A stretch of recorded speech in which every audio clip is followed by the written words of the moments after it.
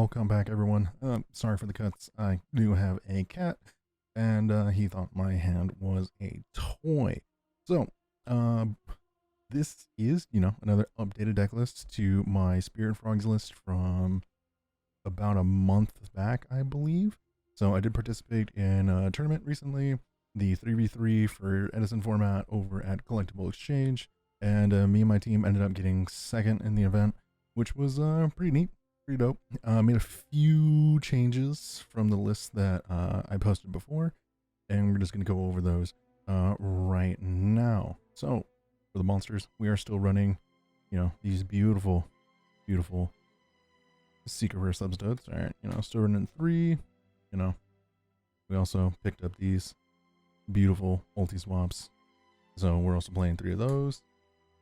Gotta play the 2 Treeborns, double dupe, and then I know most lists are tending to play the Unifrog. However, I myself am playing the flip flop frog. I think it's just a lot better. Well, not really a lot better, but at least for the way that I'm trying to run the deck, I want to try and keep control of the board, mainly like all the monsters, so that way my spirit monsters are able to go ahead and get direct damage in and go ahead and recoup me as much advantage as possible. So I do play the one flip flop frog. Man, saying that 3 times fast is just, or just saying that fast in general, not not good. All right, so we are also playing double ARN'T Hunter in the main. All right, it's great versus value matchups. It's also just great versus Lightsworns or any other deck, any other like hamster Ryko decks or hamster Kai's decks, because most of the time you're gonna have Treeborn on the board, like Treeborn or like a dupe, and you go just bring him out, normal summon him. If they bottomless, you can just tribute the Treeborn and protect them, and then you still have your dupes up or your single dupe up, or even you just normal summon them after you have the Treeborn out. They bottomless. All right, you get rid of the Treeborn, you still have your monster and you're still able to attack. It doesn't get the benefit of its effect because it does. You do need to control another water monster to resolve its effect. But if you do, you swing in to a hamster. It doesn't even have to destroy it by battle. All it has to do is battle. And then once it does that, its effects are negated. Same thing with Ryko. Same thing with like if you swinging in and hitting like your opponent's Treeborn. If they leave it on board and they don't know you're running this, their Treeborn is just completely gone entirely. Or even like if you want to get like super spicy with it, like say they have like you have dupe block up, and then they have like Celeste or Christie on board. You'll normal summon this, swing in. You're gonna take some damage. All right, you're gonna take some damage, but on resolution, like after battle, after damage calc, you can special summon now. And Christie is complete, like her whole advantage is completely turned off. Or even like if you're running, like if you want to put Book of Moon in the deck, you can like book it, swing. I don't think this out's a Christia, but you swing into it. It's not an activated effect, so they can't herald it. And all it's going to do is just apply that condition if that effect, its effects are negated. So then boom, that Christia is just completely just null and void and just on the field. It's just like 2800 beater. I really like this. I know some people are putting it in the side. I run in the main because also for the decks that are also running like deck dev and stuff like that in the main, it also gets over deck dev. So we're also playing, one fader just for the, for be able to have the opportunity for a crackback. We are running the 1 junk synchron. Running this just as a way to recur swap, also turn on one of our traps that I'm going to show you later, as well as, have something for a synchro play, because we don't tend to really have too many big synchro plays unless like it's with him. We are also running the 1 dandelion in the main. Okay, it's just a great way to get additional bodies on board. If you're able to go ahead and like foolish it and then summon substitute, it's just full combo. And then that's another way that you can go ahead and get your dupe block with your flip flop, like immediately turn 1, and then your opponent's just like, I think I'm just gonna scoop, because I've had that happen many times where I just bring those out and it's just like, oh, okay, I can't establish a board quick enough to go ahead and like deal with your board, so you just win immediately. All right, we are of course running triple Kai's. we are running double Ryza, and then the one Thessalos. Trust me, I know. I need to get this on ulti as well. It's a work in progress. These, if anyone wants to donate, you know, give me a good deal for these. By all means, maybe we'll go ahead and swoop this up from you. I don't know, but we got the 2 Ryzas and the 1 Thessalos. Thessalos is just nice because it's unlike Ryza Archias. Like, I can just summon this without them having a hand or having anything on the board, so I can just go ahead and tribute summon this if I don't, like, if they just have an open born state, and then boom, I just am able to go ahead and get some more damage in. And then for some of the other tributes we are running the 1 lad. I think in the other list, I was potentially still playing 2 of this. I did cut this down to 1. It just felt like it was just a little bit too bricky in the hand, and I would just tend to draw one of them, and then I'd draw the second one when, like, I needed something else. So I think cutting this down to 1 was a huge benefit for the deck. And the next one is, of course, our Tragodia, just another something we can summon when we take battle damage, and or just damage in general, I believe. And yeah, it's just nice. Or no, it is battle damage, and it's just a way to go ahead and get an extra body on the board, an extra tribute for a Monarch, or maybe even for Light and Darkness, or, you know, possibly even stealing like our opponent's like level 8 synchro by pitching Light and Darkness. You know, it's just fun.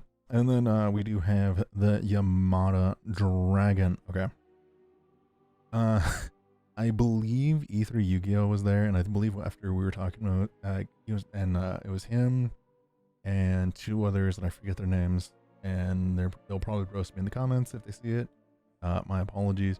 But they were even bringing up, like, in this meta where there's a bunch of people playing like Legacy Ayadas and like all the draw traps, and I'm like, yeah, I still play it. I still love it, and I think I resolved it about 7 times in the tournament, which was just absurd.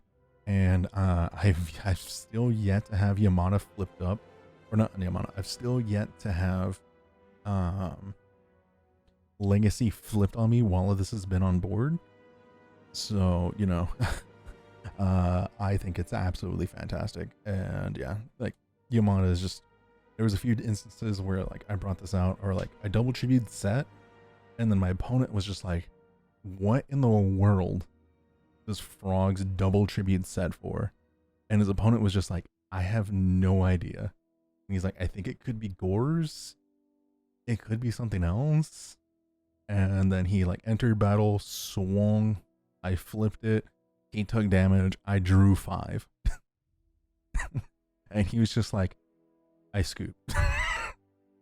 So yeah, no, Yamada, that tends to be how I normally bring this out, is that I will have it like in hand, I'll get a tree one back, I'll like soul exchange a monster, and then double tribute, set, maybe set an additional back row, you know, maybe a bluff or something like that, just in case they swing into it.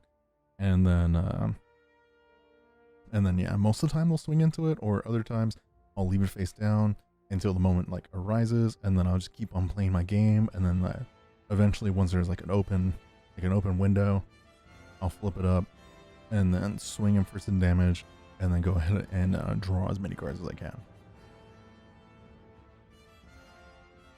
Now, moving on to the spells. All right, we are playing the 1 brain control. All right, it's pretty self-explanatory.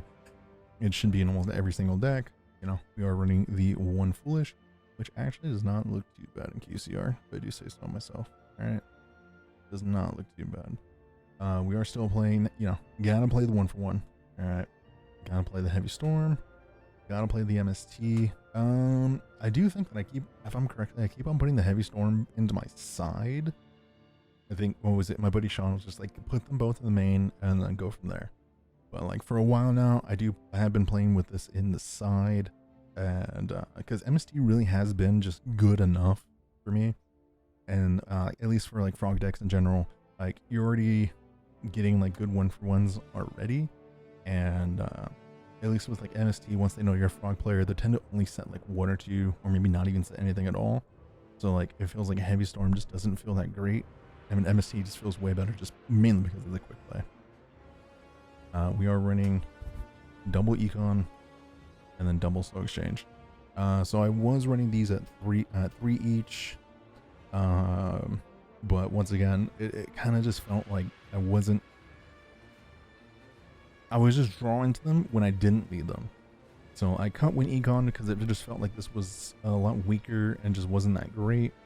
And then I actually cut one Soul Exchange from the main. And honestly, I really like this ratio for my Frog decks. Just because more often than not, I already have Treeborn going. And I'm just able to go ahead and make the most with these 4 rather than like the 6 and then eventually just draw into more bricks.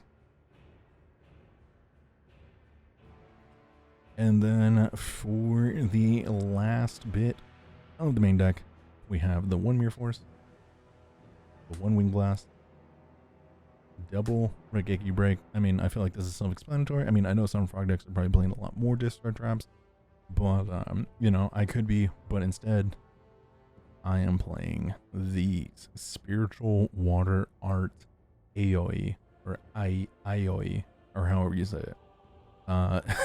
Just having the ability to look at your opponent's hand, like just being able to just summon, like say you open like Swamp Frog or like something else, summon Swamp Frog, send your Treeborn. Essentially, you don't need that Swamp Frog anymore. Set, pass, or even better, summon Swamp, pitch Treeborn, bounce, normal summon Treeborn Frog, and then set this. Pass it to your opponent. Spiritual Water Art, tribute the Treeborn. It's now in graveyard, and then get full perfect information on your opponent's hand. It's just, and discard any card. Any card. Look at that. Send 1 card from their hand to the graveyard. Any card, doesn't have to be a monster. You know, and it doesn't spin it back. It's just too good. It's just fantastic. Like, I like this card. Amazing. And I run it in the main because I know most people run it in the side. All right, now going on to the extra deck. We'll just get through the extra deck real quickly. We got the 1 Mistworm, 1 Thought Ruler, 1 Colossal, 1 Stardust, 1 Red Dragon, 1 Black Rose, 1 Brownic, 1 Flame Veil, Uriqueeze, 1 Goyo, 1 Seed Dragon, Lord Gashildon. I do wish this came in a higher rarity. 1 Ally Justice, 1 Junk Warrior, 1 Android, 1 Armory Arm, and then 1 Fortress. So, like I said earlier, we don't tend to synchro too often. So, the synchros don't tend to matter too much, but, you know, they do come up from time to time.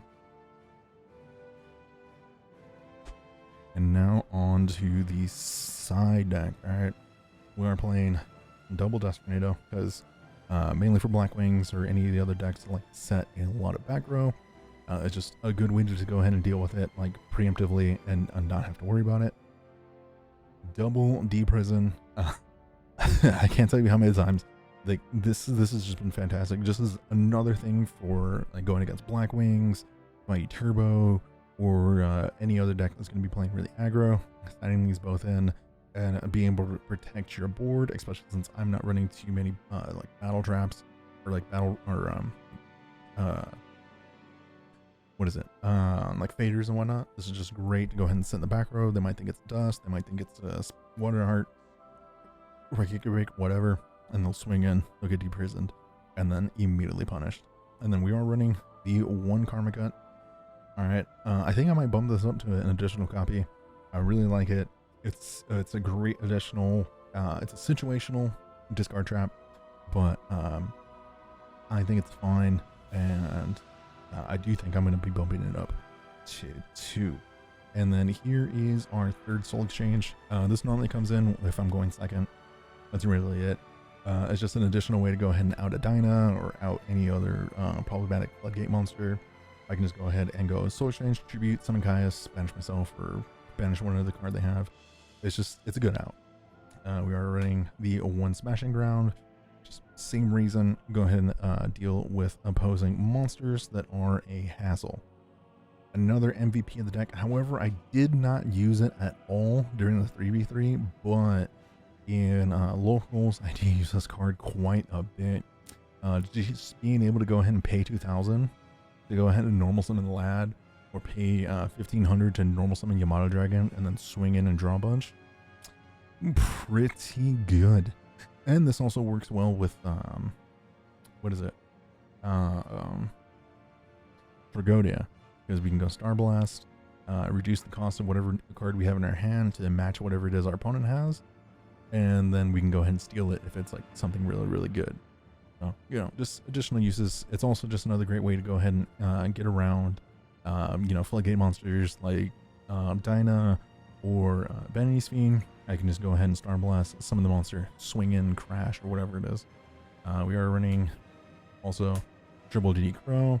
You know, we hate the graveyard. We don't want to see stuff in the graveyard, and we hate Black Wings and Vite Turbo. We are running double Vanity's Fiend, one Breaker. Breaker's fantastic just because for one, it gets around deck dev, and for two, it gets over a lot of creatures in the format, and then also you can just be like, okay, clear your monster, pop your back row, and now good luck outing it, especially like if that's the only thing I have. And then the one Dark Dust Spirit. I don't think I sided this in, or I think I did side this in like maybe once the whole event, but it like never really came up, or I just didn't draw it.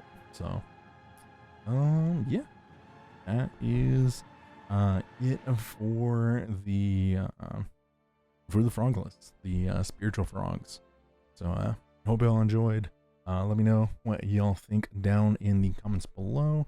And also shout out to YGO Materials for sponsoring a lot of these events and putting out some nice, good quality mats.